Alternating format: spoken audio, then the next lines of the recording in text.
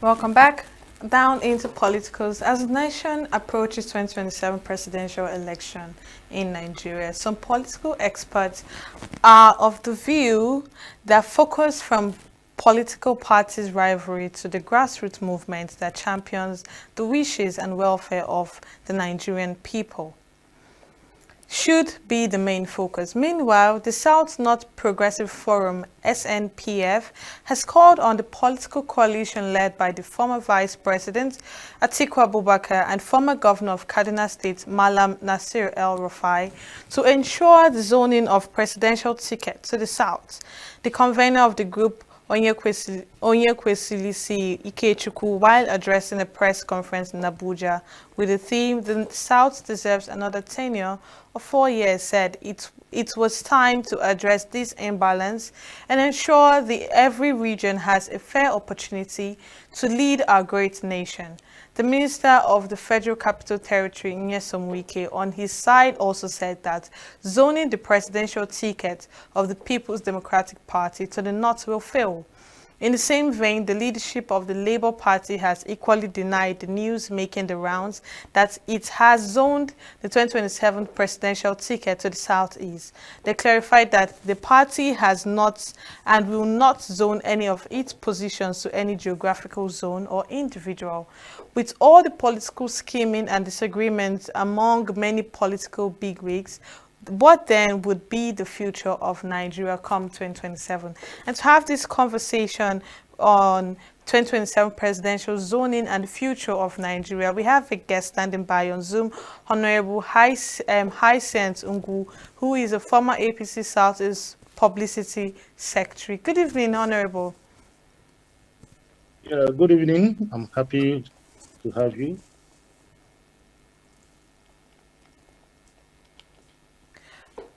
Okay, looking at the current zoning issue that is going on, it is known that the 2027 presidential election is supposed to go to the south. And to have this conversation and having a coalition or an alleged coalition that is yet to really happen and having a candidate that is from the north, what would you say about this situation going on?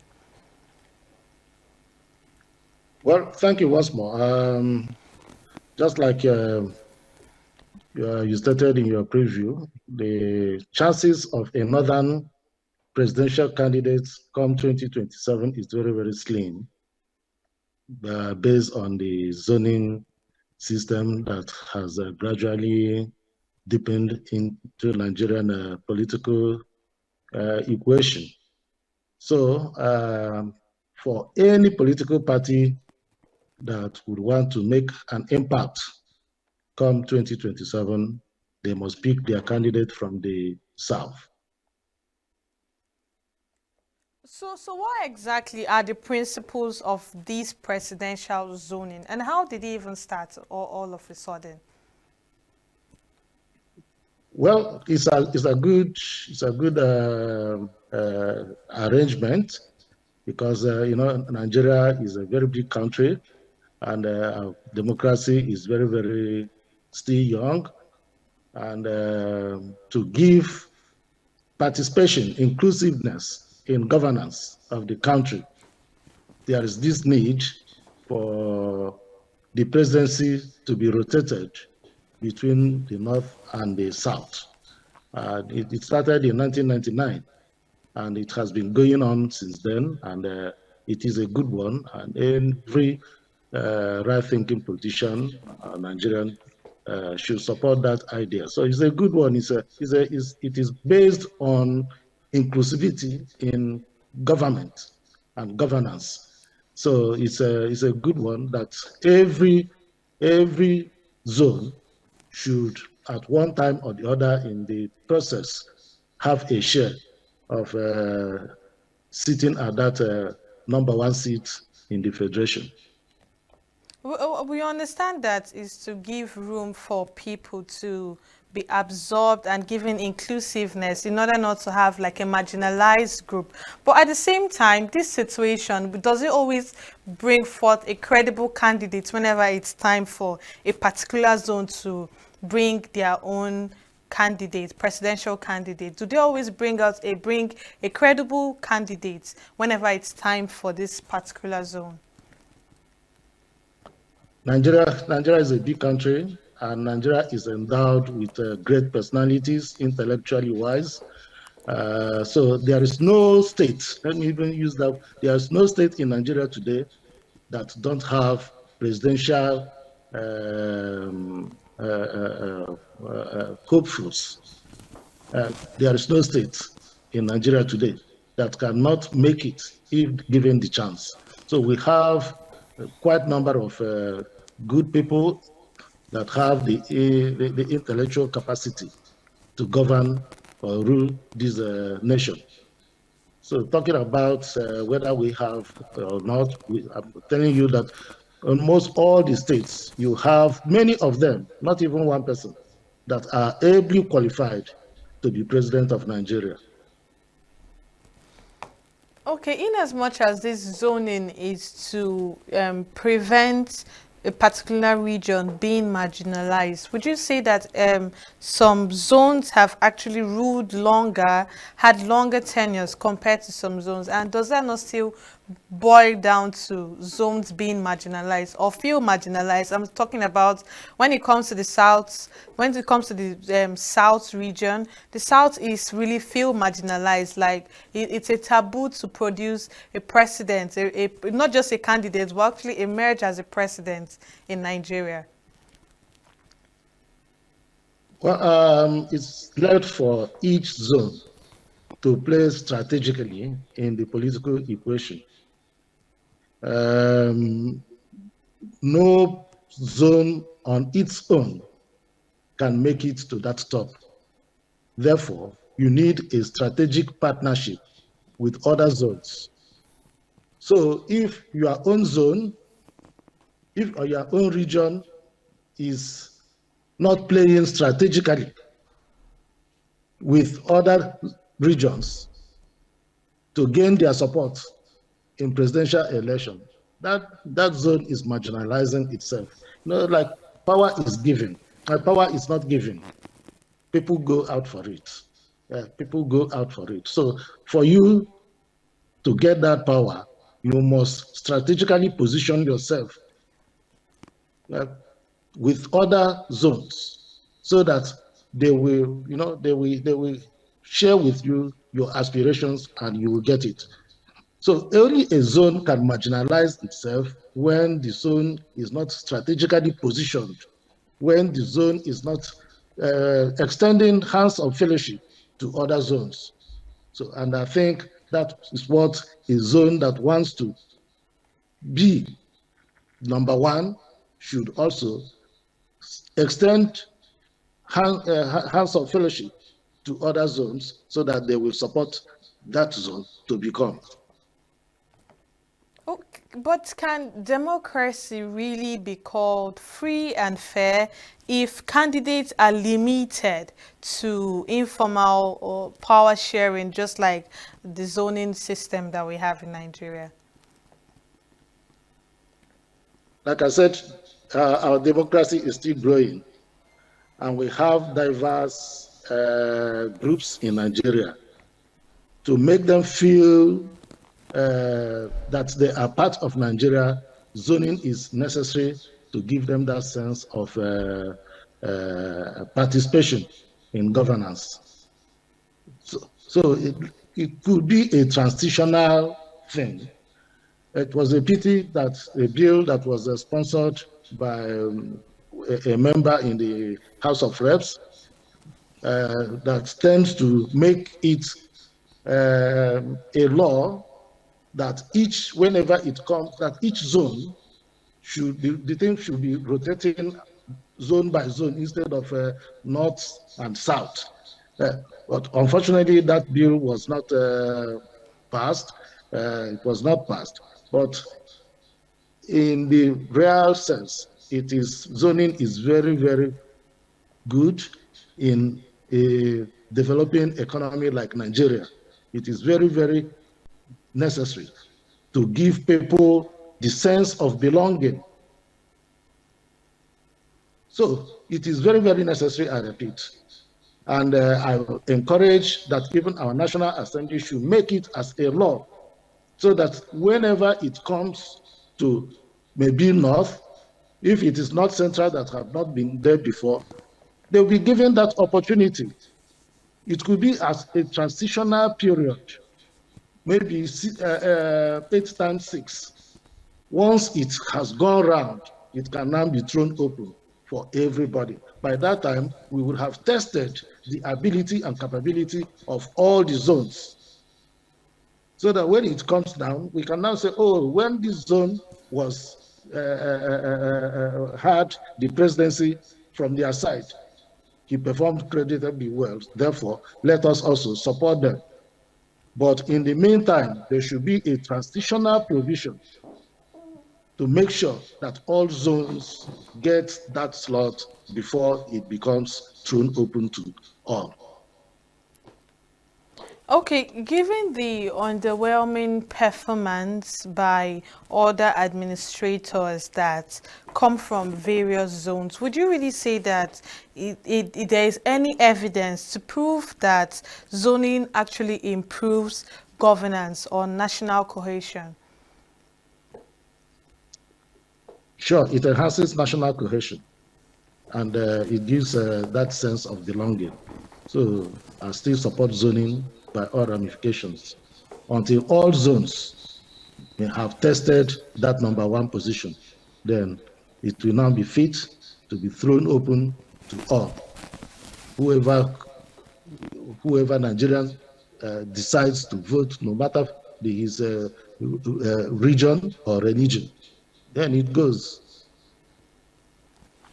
Okay, looking at the age brackets, and with over 60% of Nigerians under 30 years of age, how relevant is zoning to the younger generation? Do you really think that it reflects or it actually obstructs political aspirations from the younger generation? It doesn't. Zoning is free for all, particularly those that are within that area that it was zoned to at that particular time. So whether you are young or aged or not, once you are qualified, you put yourself to test. If people elect you, you become.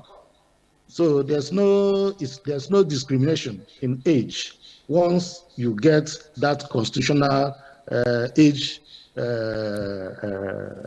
qualification and educational qualification that can help you or enable you to contest. You are free to contest.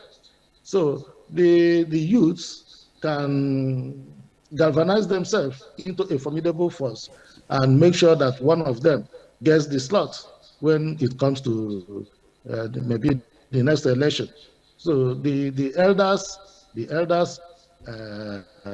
by no means forecloses the participation of youths. Looking at voters turnout, peradventure, rather in 2027, the presidential ticket actually belongs to the South.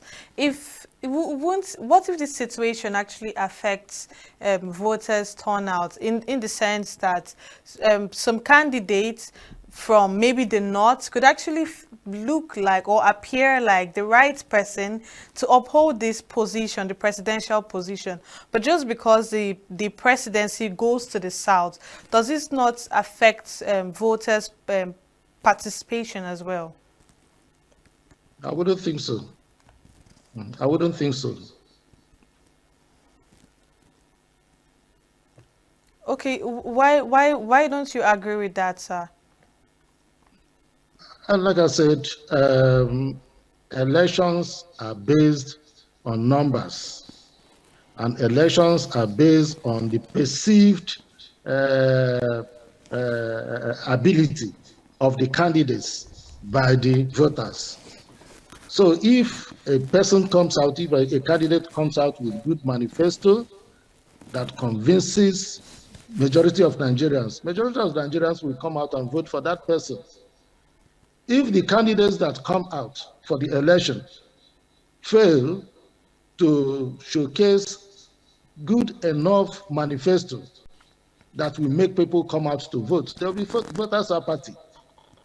So it's all about the candidates. When the candidate is vibrant, has good manifesto and the agenda for the people, the agenda that appeals to them, of course, they will come out en masse and vote.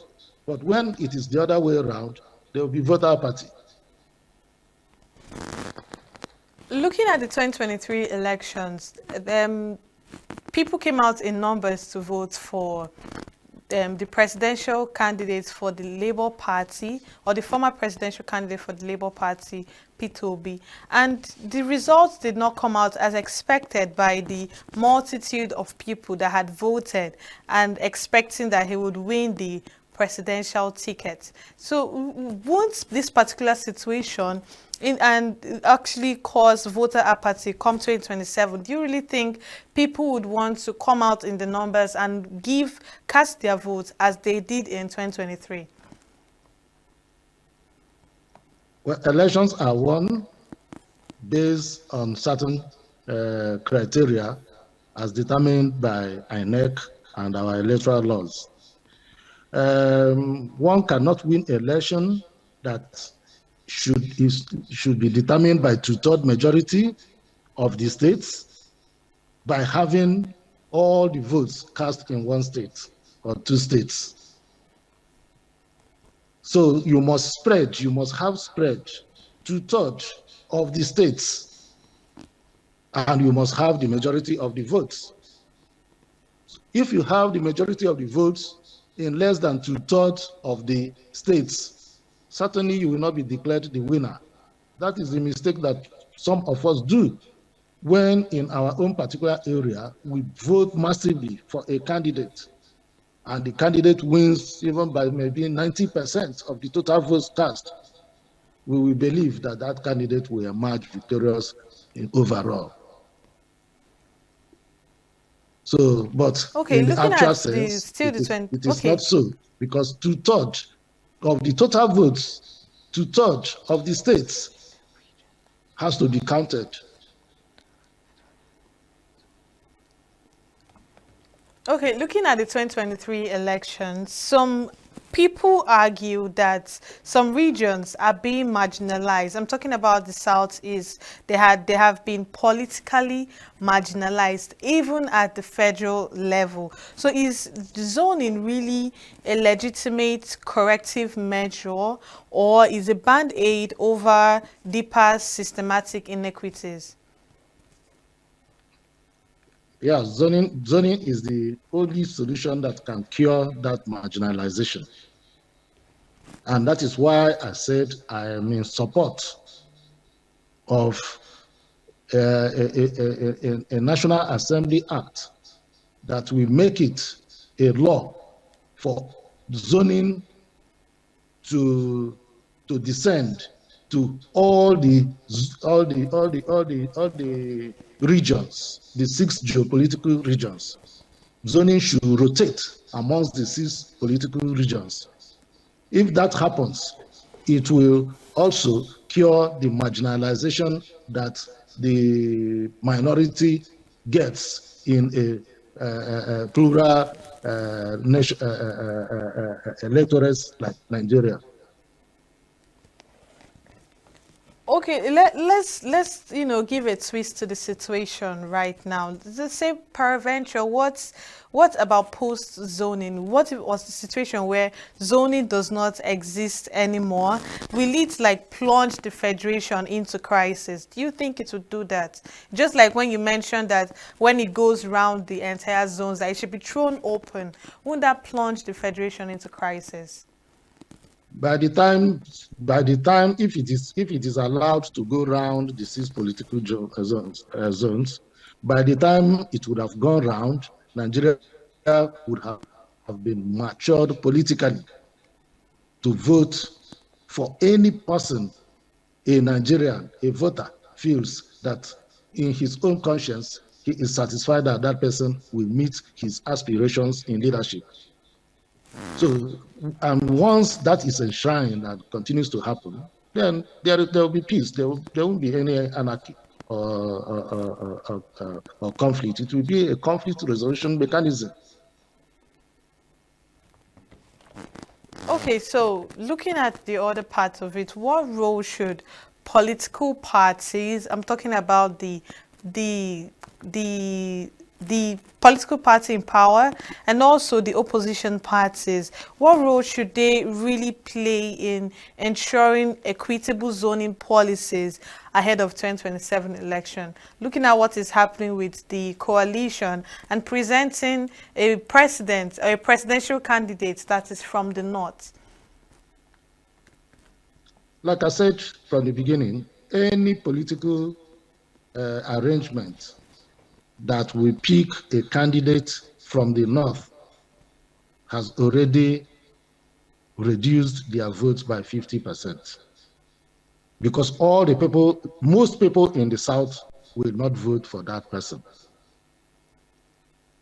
Recall 2015, Jonathan did not lose the election because he was a bad leader.